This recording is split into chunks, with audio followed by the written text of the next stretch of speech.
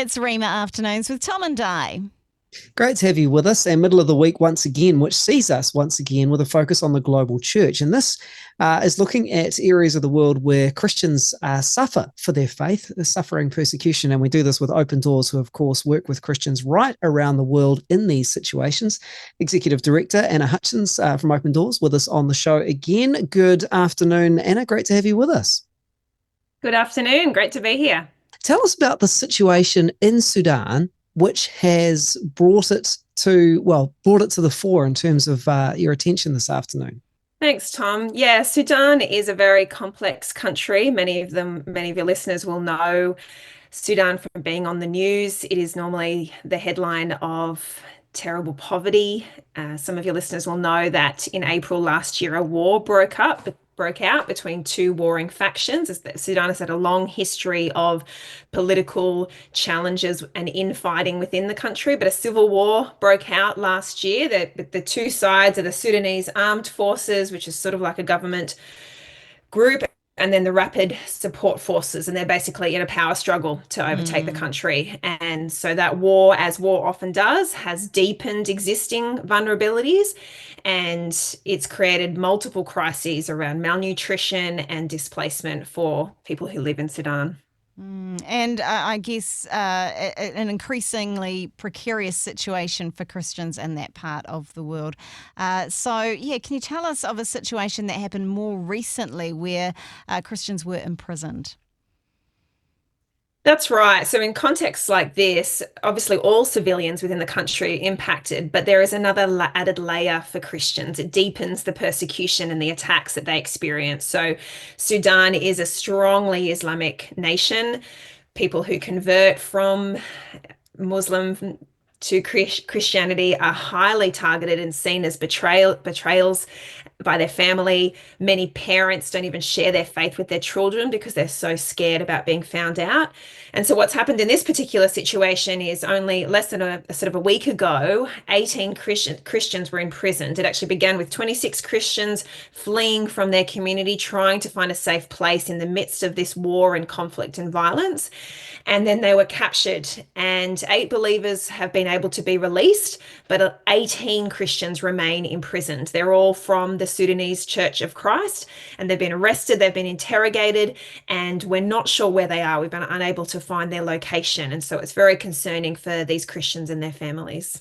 Yes, it's very hard for us to imagine life in some of these parts of the world, but in the midst of this, Christians with this added concern and uncertainty. So let's, talk about, obviously, praying for those who are still imprisoned and their families not knowing their whereabouts. But what are some other prayer points too that we can pray for as we focus on Sudan and the issues for Christians there? Thanks, Tom. Yeah, we really encourage your listeners to pray. It is a very precarious situation for the country right now. There is grave concerns for people who were already living in poverty, having greater issues around getting food and nutrition for their families. And that is a particular concern because Christians are normally withheld some of the aid that comes into the country because of this persecution. So we want to pray for Christians across the country that God provides for them. We have heard miraculous stories where God has been able to provide for his children when they're in dire need. Yes, we want to pray for these 18 remaining Christians. The local church is agitating the government, trying to find out their location, persisting for their release. So we really want to pray that they can be released and returned to their families and able to find a secure and safe place.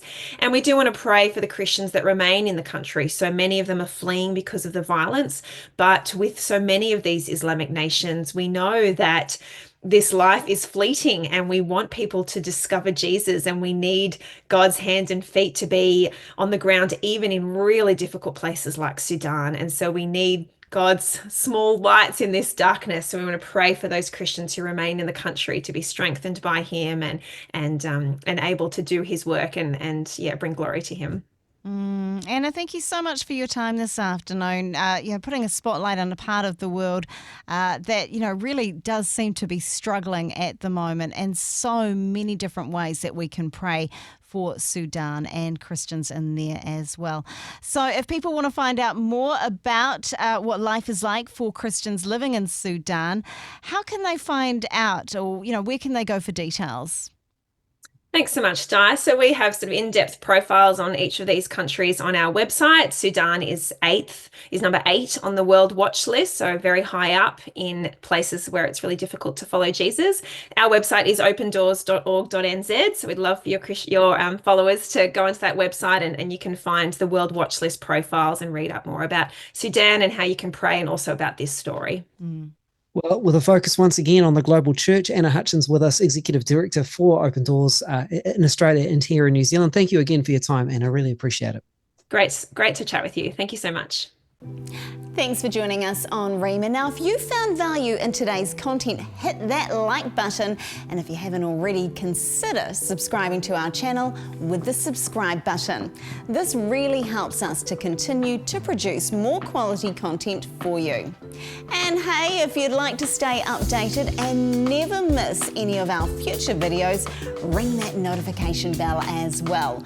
Don't forget to follow us on our other socials, which are in the description below. And until then, stay tuned.